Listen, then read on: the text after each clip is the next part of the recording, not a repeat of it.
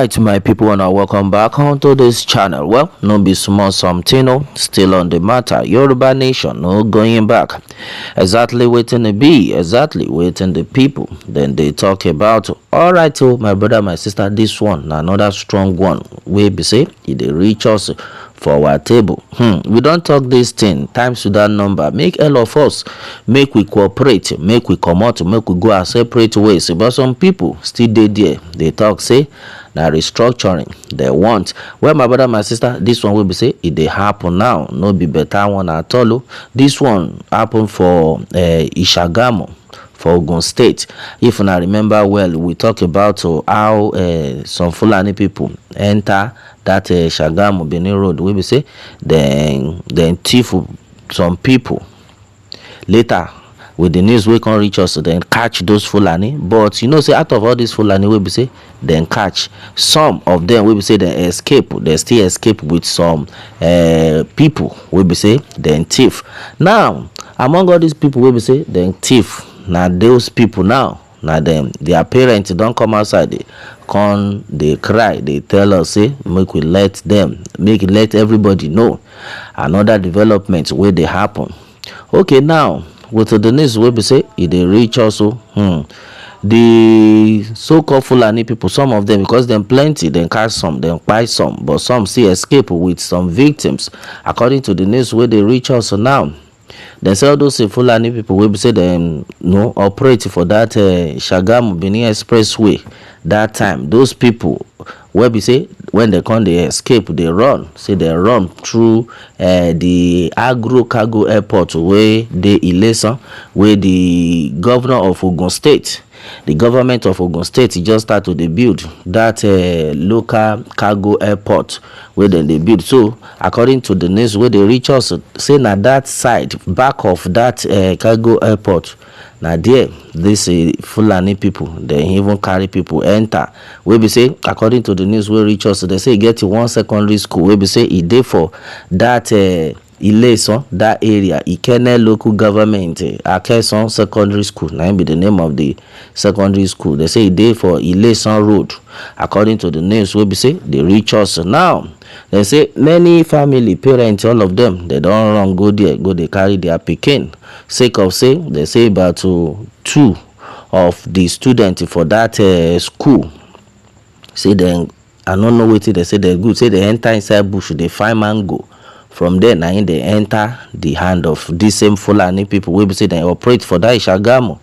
No, you say those Fulani people then get their house for there. We be say they hide, they buy people, they keep people, all those things. We be say they still thief people. Now there, this secondary school student, according to the news where they reach us, they say this secondary school is no far from where those people that they operate. And then for these students to consider me then go find mango or something. At the end of the day, now they enter the hand of this Fulani people. We be say they can't thief them. Now the parents of these people now don't come outside. If you know that place, they say now Ikene local government. There the place they say the name of the school now Akeson secondary school, Ilewe road. Now there it dey. I know so many people don't know that place. Some people go even get it picking there because according to the news we be say then tell us they say that place na boarding school na in be. Now onto this one we be say it dey happen, my brother, my sister. She na like this we go continue to the day because these people now we don't come find out say no matter how you catch them, no matter how you owe these people, then go still come outside in their numbers, then plenty. But now, why be say our government is still they allow all these things to they happen for this country? Why be say our Yoruba man will be president today there, all these things they happen and then they see they tell us say make we hold on. For how long? See now when they don't buy everybody finish. Now you on I go come outside, can't do the needful. Now they don't talk say all those lecturers wey dey for that Akeson secondary school. Now their life now no dey safe again. All the students now wey dey there, all their parents don't run go to school go carry all their children. Now the two children two students will be say dem catch all this Fulani, say they don't call their mama, they don't call their papa and mama, say make them go bring plenty million naira before they go release those ones again.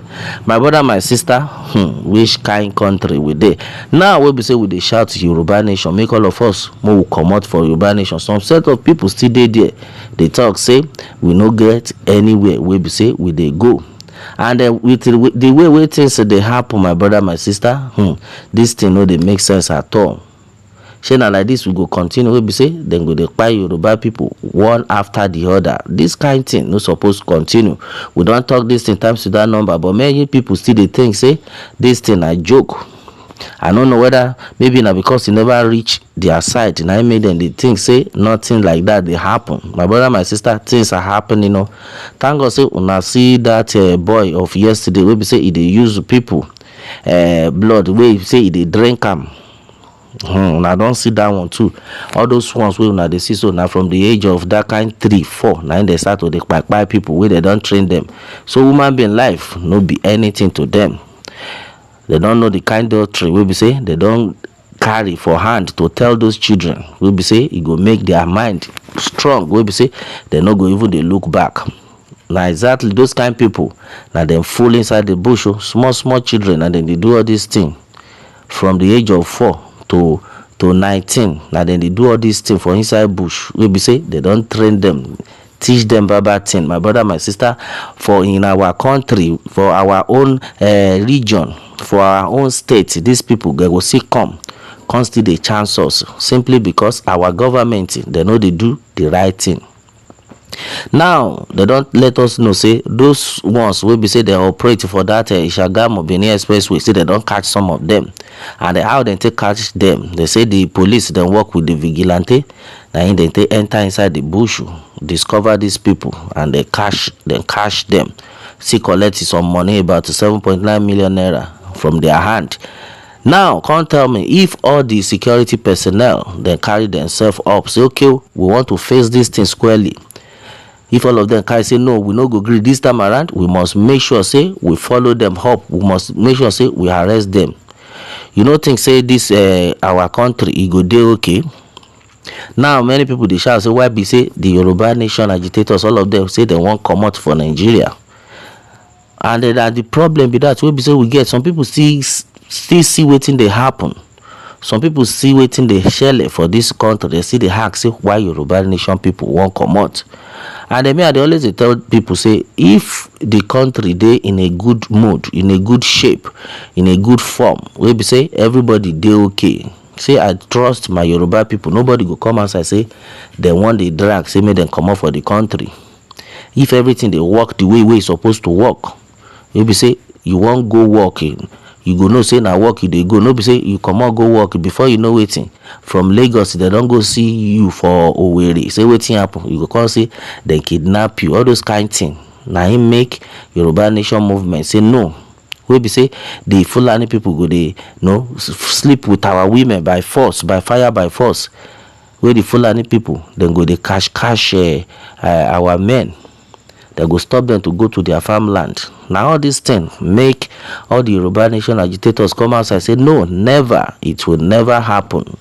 It's better we go our separate ways, because this thing we say they happen, it don't take way they happen, and the government they're not ready. Many people will say they don't buy now. You to say the government ready, most of them for still they alive. Now all this thing make the Yoruba nation agitators come outside say no, we must go our separate ways. Well, Baba God, now your hand with they with waiting they happen for Ikene local government, Akeson secondary school. I want to make all the government to try, make them look into that place, make them send security personnel to go inside that place to rescue people, because all these children, them be innocent children, we be say they don't know anything. Now school then say they won't go. Yes, so Baba God, now your hand with they on to this one, my brother, my sister. If this now your first time, we be say you they join us for this channel, I beg you, make you try, make you subscribe, make you like, make you help us to share, make for go viral. Well, now so it can be on to this one until I come on our way next time, my brother, my sister. I say on a bye for now.